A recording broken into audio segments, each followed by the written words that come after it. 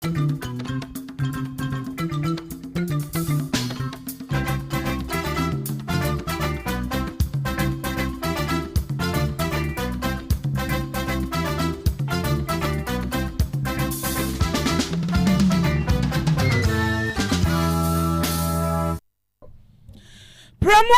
adeshimaima ya mamunyina ha mama kwa On Pent Radio 100.1 ensembi edika editie semufo asemu yatna se edesom se original ye kase ensam no edoso de edimo akotene ebi enese kanesoafo a na ohye enwomesua wonsam so na wasaye mrahye bedwani ma adehye omo bosomtwe Dr. Yaw Osei Aduchum edi abasobo amaga na mampanyi John Dramani Mahama se Free Senior High School no wentwem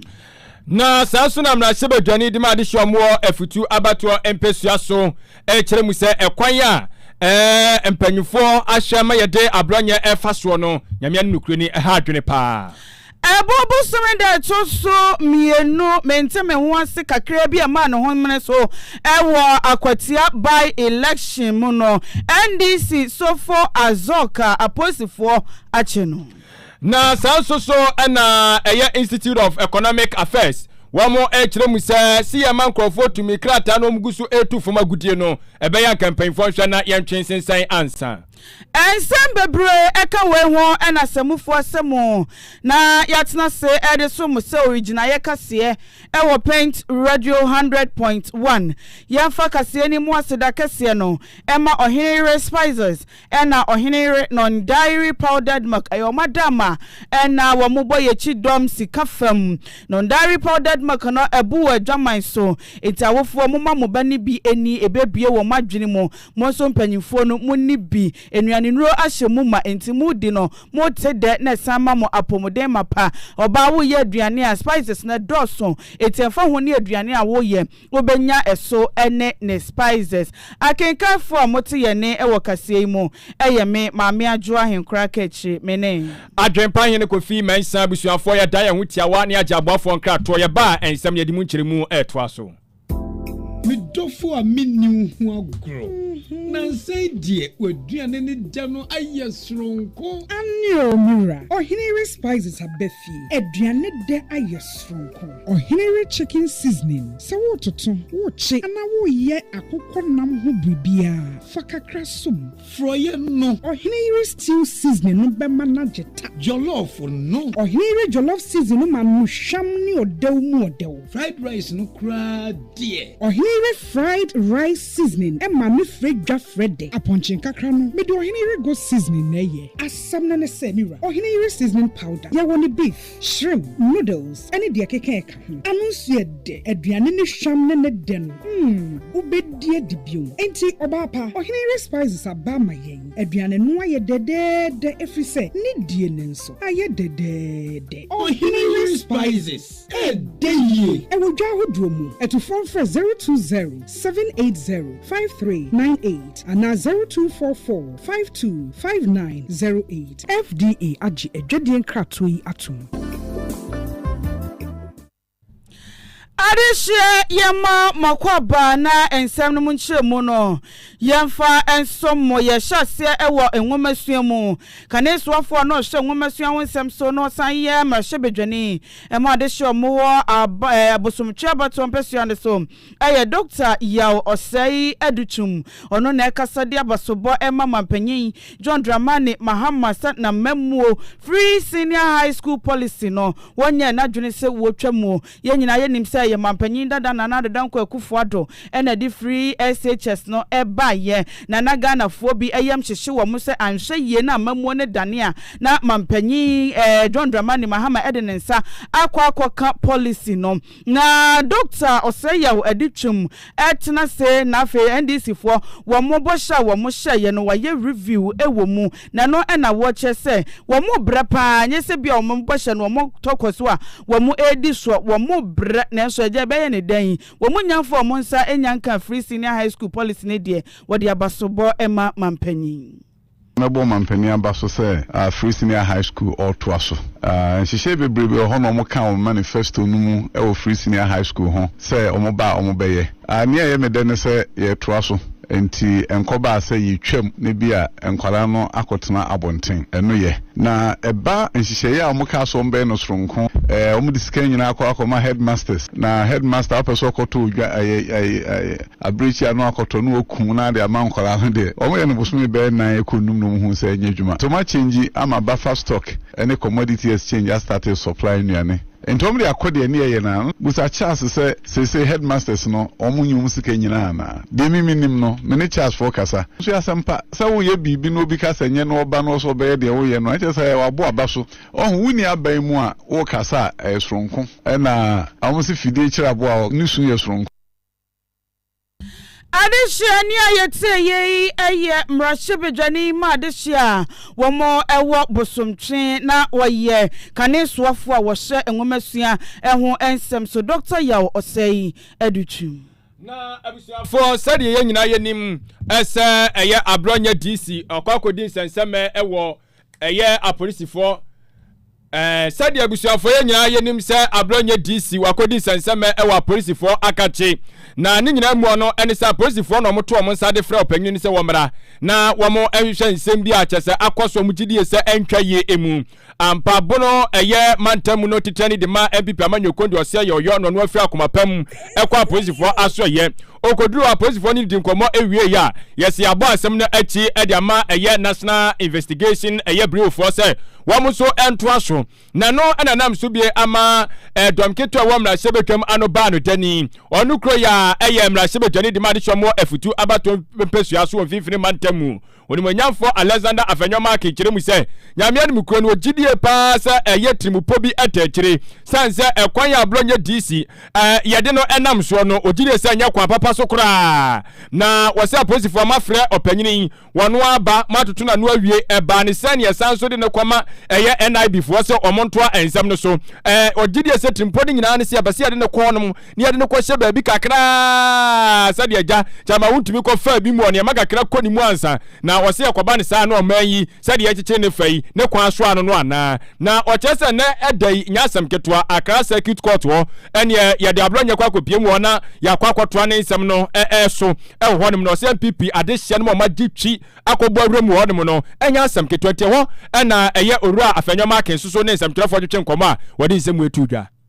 The police invited him on Monday, the 8th of September. He responded to the invitation by the police, went with his lawyers, submitted himself to interrogations. Within an hour of interrogations, he was whisked into NIB custody. The question is, why would the police investigating a matter and has its own police cells decide to send a citizen who is being investigated on a matter which is a misdemeanor into NIB custody? It must be stated that our checks at the NIB confirms that the NIB is not interrogating Abronye, neither are they investigating him. According to the NIB, they are only recipients of the man Abronye. In other words, the police sent him there that they should keep him. That is why they received him, but they are not the ones who are investigating. So the question is, why would Ghana Police Service claim to be investigating a person and rather decide to send him to NIB cells? Is it to punish him or what? Then they kept him the whole of Monday night, and Tuesday morning, being the 9th,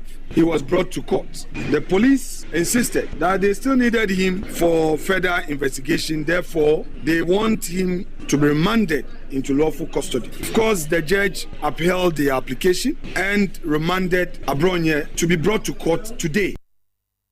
Abusuafo na jese ensam ne tintim ni nyina no eno cheche se NIB fo kora se ensam nyo mo na yemu hwehwemu a polisifo ne na ko kekese omo enkora abronye ewo hodemo eno se ha adwene na medika ka kire wo se ene Accra circuit court ekwa asem no so asetena na update ye wo no ene se asem no ya sansu atio atu ahyeda na wotwe mienu entem ansa ne san so de abronye bɛkɔ asendibia na kyerɛ on September 26 ne san so de abronye ɛbɛkɔ asendibia na asɛm no yakɔ akɔtoa so sansa polisifoɔ so ɔmo nhwɛmu no enyansi pɔ nti ɔmo guso a ɛboaboa no na ɔmatimi so atoa asɛm no ɛso ti asɛm ti sisi ɔma remanded no for 2 weeks nti no yɛsan so de ne kɔ NIB for kukumu hɔ no biem ɛne nya asɛm ketewa nti na ɔtwe mienu ntem na afutu mrahye bedwani sisɛ ompɛ sɛ ɔmo yɛ ne te sɛ chama wontumi sɛ deɛ ka kɔ edie bi asa na yɛpɛ sɛ ɔmo kakra fa ne widiem nti wo deɛ yɛnkɔ yɛ nim na chama wontumi wɔ sɛ ɔda hɔ no na sɛ ohu nsamanfoɔ adehye yɛntoa ensɛm no so na yɛmfa mamo ɛbɔbosom da na ɛtɔ so mienu afimpinu ne aduonunum yɛ mu ɛna yɛkɔyɛ by election ɛwɔ akwatia ɛna mmɔmmra hye bedwani a wɔti nananom wɔnsia dunti no na ɛho behia sɛ yɛsan kɔto aba ɛwɔ hɔ biem na dwumadie na se no ɛna kasafonyini bi ɛbɛtɔ ɛmɔnten so a NDC ni Alhaji Sofo Azoka yehu sɛ na wɔ keka nsɛm bi a ɛnsɛm fata afei Alhaji Masaudu Osman yɛde yɛnsa keka no ne yesusu sɛ wɔno ɛna ɛhyɛaseɛ ɛma wɔmo ɛde wɔmo nsa ɛkeka no ɛne efutu emrahye bedwani onimonyafo Alexander Efenyoma Kense ɛba mɔnte so bɛka kyerɛ Ghana posifoɔ sɛ ɔmoma mɔden sɛ Alhaji Sofo ɔmbɛkɔ no ɔmakɔkɔkyɛ no sɛ enema ne nsɛm a wɔkeka no entwa yie na ɛnɛyi Eastern South Regional Police Command ɛde krata aba mɔnten so a DSP David Fianko Ochre wɔyɛ head of public affairs Emma Police Command no ɛna ne nsa ɛhyɛaseɛ ɛna ɔsɛ Alhaji Azoka yakye no na September bosom da na ɛtɔ so edu ɛna wɔn kye no a wɔn ɛyɛ mu nhwehwɛm ne nsɛm no mu nhwehwɛmu na yama ne bill a wɔn ɛhwɛ sɛ nyame yɛ adom a ɛbɔbosom yi ne da ɛtɔ so edu ensia ɔbɛsan ɛba bɛpie mu ɛwɔ aposifoɔ akakye na wɔn ayɛ ne ho ntotoadeɛ ne krataa nyinaa na wɔn de na akɔpie mu ɛwɔ kɔɔto esan sɛ yɛsɛ Ghana yɛwɔ freedom of speech deɛ na ɛhwɛ nyɛ ne sɛ wo ma wo ho so a na akeka kan nsɛm bi nsɛm fata na mo de mo sɛ keka nipa ɛne Ghana ya mamra no ɛbɔ ɛbra enti afa wɔn ne amanyoku a wɔwɔ mu sɛ wɔti wato ɛmra na ɛwɔ sɛ asotwe bi a ɛsɛ fata no mpanyinfoɔ ɛde ɛma no adishimama na yɛmfa kasiɛbɔ no emomram ɛwɔ agudie ɛho adwuma ensɛm emu na Institute of Economic Affairs one mo bedwakuo bi a wo mani di oman kyekyereɛ agyi papa na one mo di dwumadie bi ɛwɔ nkampuni mantam a ne nyinaa no omo edi nkɔmɔ kɔ bɛfa so agudie ya yebetimi akorakora yadeɛ na atimi ama ɛsomfa so deɛ no aka omayi emu na wɔ saa dwumadie no aseɛ no ɛna ɛyɛ ɔpanyini baako a ekuo wɔka ho bie no odi mu akotene pa senior fellow ɛyɛ owura lawyer Dr. Eric Odro Osai one nsamtwerɛfoɔ ɛkasa no ɛna wɔkyerɛ sɛ ɛbra so sɛ Ghana yɛne yakasa yɛfiri aseɛ sɛ yɛpɛ ɛyɛ company bi a na sɛ dwumakuo bi a ba no ɛfɔm agudi a wɔmoa so wɔn nimdeɛ na wɔbɛtumi agye bie no ɔmayɛ na aboa yɛn ɛsan sɛ wɔso hwɛ mining companies ɛwɔ ɔmayi mu a dodoɔ na no ɛyɛ akɔyɛ aborɔfo ɔmufiri obi man so ɛna ɔmabɔ ɔmayi mu na ɔmabɛgye asase no ɛna ɔmu etu so ɛfɔm agudie ɔmu tu wie a ɛso mfa so deɛ na wɔso ɔman no saka no kakra bi edi sɛ Ghana yankasakase wɔ mining companies ahoto a ɛka no so bɛbɔ yɛ paa ɛsan sɛ sisi a Newmont Mining Company Limited say ɛno ɔkyɛ sɛ abrɔfo dia ɛyɛ GBF Association Ghana Limited ɛno so ɛyɛ nkrɔfo bi adia Gateway ɛyɛ Exploration Limited ɛno so ɛyɛ nkrɔfo bi dia akyɛ sɛ ɛha adwiri bebree eti no ɔkyɛ sɛ Ghana ɛbɛyɛ kaban mpempen sɛ wɔde yɛn nsa asɛ man nkrɔfo mu fura mo man so ɛbɛtu so agudie no yɛhwɛ na yɛntwensensane yɛmpɛ yɛn kasa yɛ companies The institute is also aware that 3 other mining leases were renewed at the same time without a plan to transition from foreign to local ownership. These include those of Newmont Golden Ridge Limited, Gateway Exploration Limited, and GBF Associates Ghana Limited. This is a disappointing development, as it represents yet another missed opportunity to reclaim ownership of our natural resources.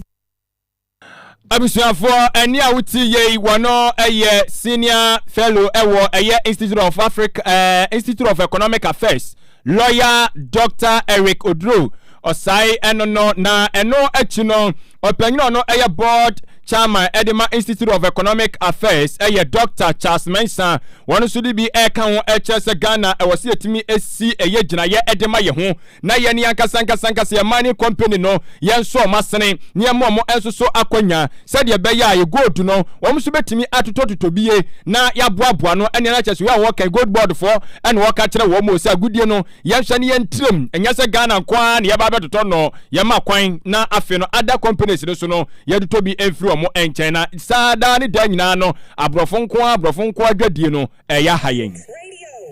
Now, my recommendation at that time was, why don't you let them leave and hand over the gold to the people who live here? Why should you extend Gold Fields' lease and then on top of that grant them incentives of $125 million? These companies have more money than us. And what are they trying to do? Extract more? They extract your gold, they take your money and pay no taxes. Who does that? And who agrees to that? It's about time Ghanaians wake up. Because we're not going to, your generation particularly, the younger generation, you have nothing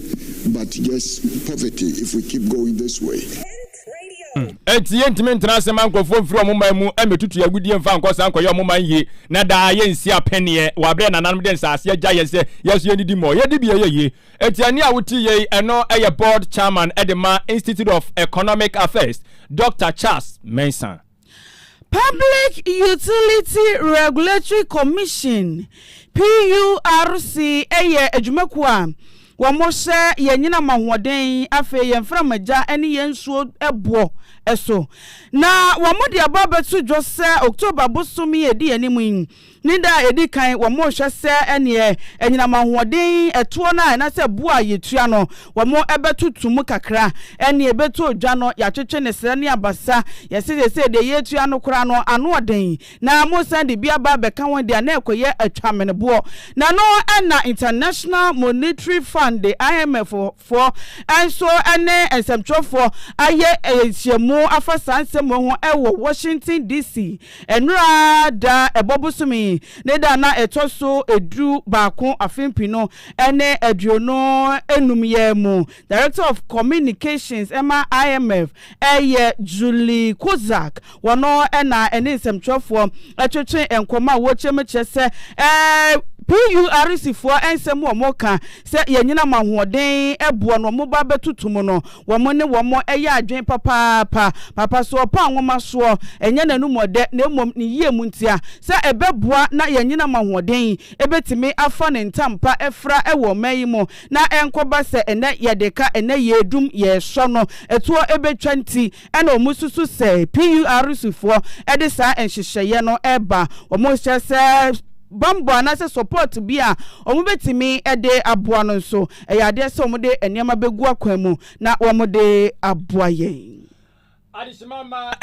ewia pem tubre akan kasebo o number 1 akan radio station no Pent Radio 100.1 yesu nko a na ye gbawuram ni ahwe kwan befa so asumdwe enso betimi ade hene ewo mayi musanse eblete wa mu ye nyira ye nimse ogbawuram ewo boko ne mpatam a entokwa mentimi wase amane ho meso den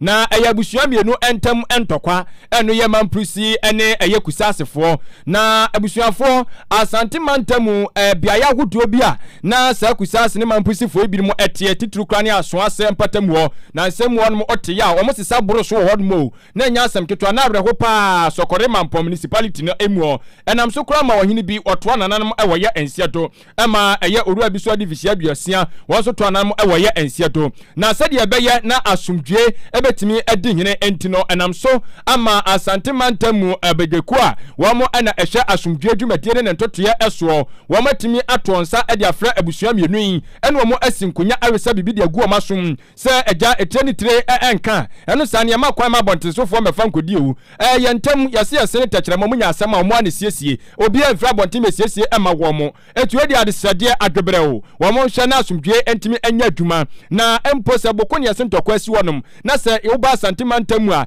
na wonu nua etena one na enso beko hanom a na chese entwaye asemi bokon ntokwa ensensem yi sem no kasa otumfo te wokoso se tu abia asantemawura wote asem no so den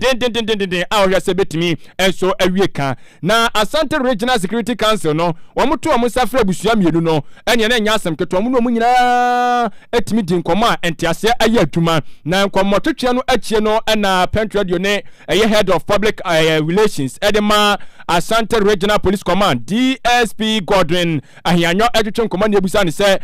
entotoye ni o sai na kwawie ye no so asomdua ba mu nyina atom ho ase. And that they shouldn't bring any conflict that is happening elsewhere to the region. So the assurance to the committee is that when they go, they will talk to their youth, they talk to their women, so that they are already married, so that we don't hear any bad news in respect of murders and other things.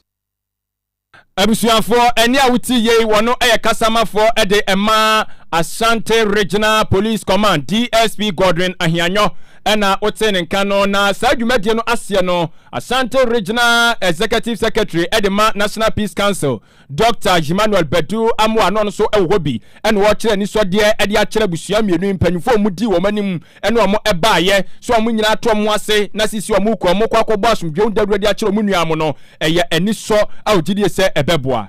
Today was the day that they came in and signed, and we are all happy that they agreed to live together and try to also give early warning signs when they see signs about some of the speculation. Because one thing about conflict is about perception and fear and speculation. These are the things that they are going to help the security to deal with it.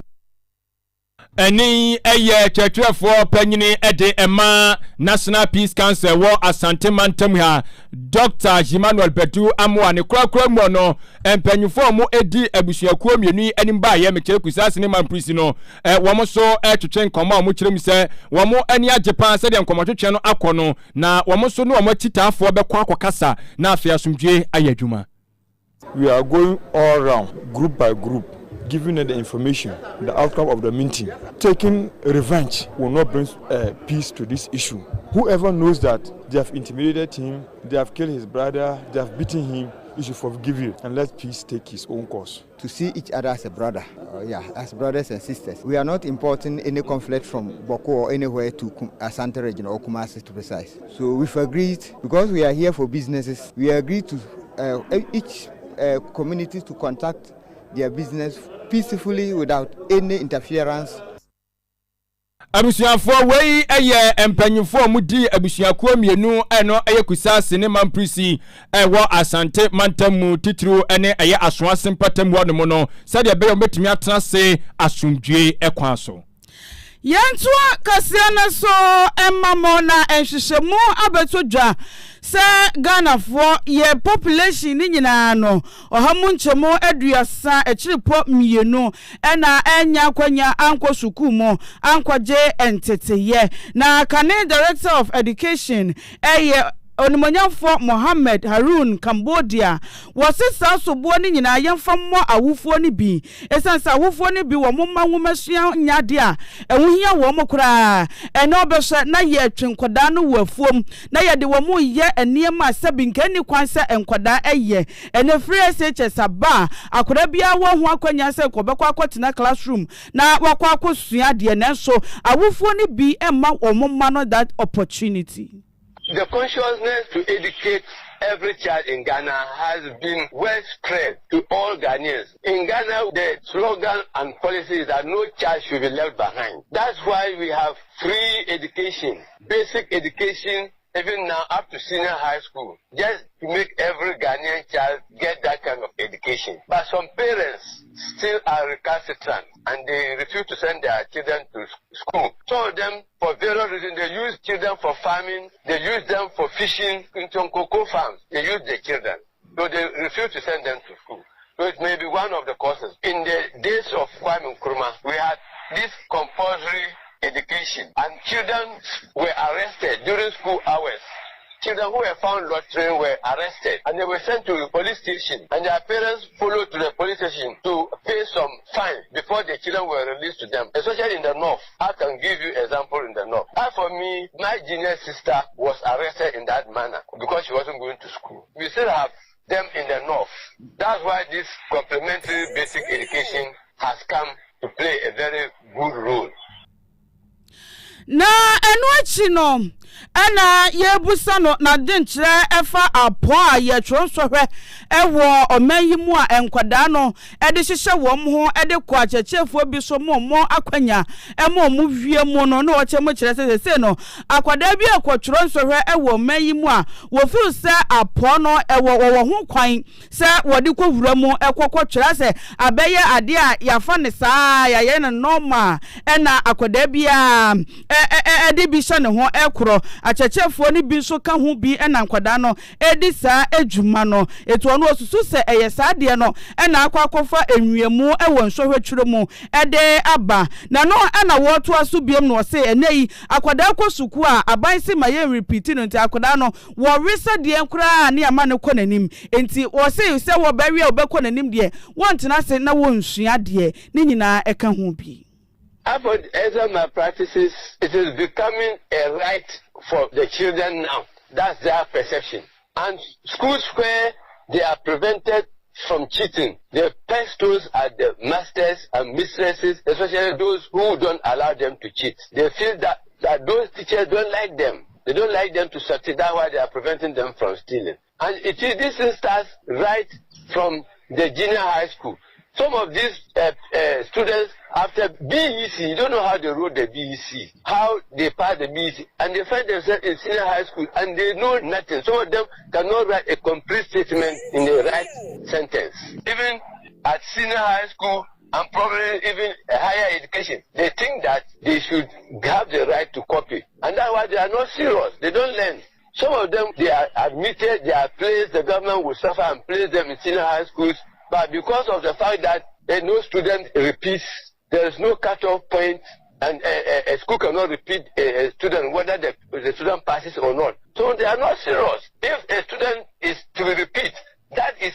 a motivation for the student to learn. Now, whether you learn or not, whether you pass or you don't pass, you are going to the next class to completion, to write WASI. What is such a child going to write at WASI? Na ni kwakwa mo ana ora Cambodia ade eka hu biam se wonom a wasi ni BEC nzowe wayekefo eche wo machechefo asuafo bia ni vigilators bi no e wo se ba bia mra ne da no ye de to na asotwe bia esefata wo mo no wo mo de ema wonom na wode ne nsem ni nyina ba wie ya wo bo ne tofa no e no se wutu okrafo no na wutu momonefo sese bi wono sunsusu mo wayekefo so etoda wo mo so eka hu bi. All those who are culpable should be punished accordingly. I've been hearing in the news. Because of sister cities, a teacher in a certain school compromises himself or herself to allow students to cheat. Sister cities is all over in the media. Is it not a disgrace to our profession? I, as a former regional director of education, I feel so ashamed when I hear about these things. It is morally wrong and it is immoral for a professional teacher to engage himself or herself in this kind of practice. So I say that the law should take its own course. Once they are caught, they must face the rigors of the law. When I was regional director, I was representing GS in WAEC on the WAEC board. And you could see the problem that we were facing. The thing is that even the day that they are going to do the final question, they don't allow people go in with their phones. Some of them used to snap the question papers in their phones. And because of that, WAEC told that nobody should go in the final examination day. The setting and the printing, nobody is allowed to go in with a phone so that they will not snap those things. But some of them still manage. The WAEC officials, some of them manage to do because they are making extra income from that kind of thing. And so WAEC too has a blame to take in this course. On Manyamfo Mohammed Harun Cambodia, Kane Education Director. Na abusuafo me yɛfa kaseba no enko obi emai so na yenko wie e wo hodomo yedo ekɔ eye Brazil man no enso so emu na ɔkyerɛ sɛ ɔmo ankane mampanyini ja Bolsonaro semno kasei abusuafo asendibia atra na asem so ahyɛ sɛ wodifo enu ntino onko ne de afiase mfisia no poli aduonu enson 27 years bosome no maako miensa episo achese nya asem ketua na ebisa se ada bone be no opanyini ye de omo kire mu se wa bra obetena akunya so se Brazil man panyini no wo mkoto aba 2022 aja odi ntwo no na wo pese ofa kuntuna ase bia na nka chese eye abantuguo no bi no wotimi ema no ekoso anase o ma asira adwuma asira mamuo etimi eba na no ana omu chem se dabi ade a wo ye no nyame anmukoni entwaye na 2022 elections no so ne eye Luis Lula da Silva ena ekoye ena otimi edin kunim na ekire mu kran se eye Lula da Silva no so na etisu ena wo eye Bolsonaro yi obegye akunya ne free ni nsem na wo de yatua kwa wo pese ofa kuntura ase na wo tena akunya so sa na ye no ye eti no wo mo send bia kuba tan wo Brazil wo ekọ asem so asetena no wo mo ekire mu se atemuafo no mako enan ekire mu se dabi ade a Bolsonaro eye no entwaye entini afa no ko na de fiase ana baako esoligas dabi open wanya hwe entini yanka enya no mane nko ene ase baby adodo ni gina no eno ene di bu asem no entini pa nan na nipa baako de na chese opanyin no ti ate hyew ana chese sam no kase abusuafo yede no akwakotwene abakukum nanso Bolsonaro lawyer say ono de asem no huni se dabi entwaye enti osan so ebekọ akofale appeal no na wa hwese eja obetimi anya fa hodie e de amane client na eno so wasem so etwa ede egu tino ye wa atwayem ye hwese obekọ de a okona de besi bia no ye san so de ho amane bo eba besom adehye kase nasi na ensam no de etodwa ebi enese kanesuafo a no hwenwomesua wonsam so no san yemrahye bedwani ma de hye omo bosomtwe Dr. Yaw Osei Educhum abo mampanyin John Dramani Mahama Baso se free senior high school policy no won fa nensa enkan ye na domketo wo mrahye bedwam anoba no dani oru santimantamu bia bi ti se asoase won so na omo de ntokwa no ye duru wodu mo na so nyankopɔ adaro masam na okasai entiase ya adwuma a omakwakɔ nom asomdua no bua efiri sa de ekoya ye hwese omo nyina betena asumdwemu ensabi ka we ho ene yetena sede so mu se original ye kase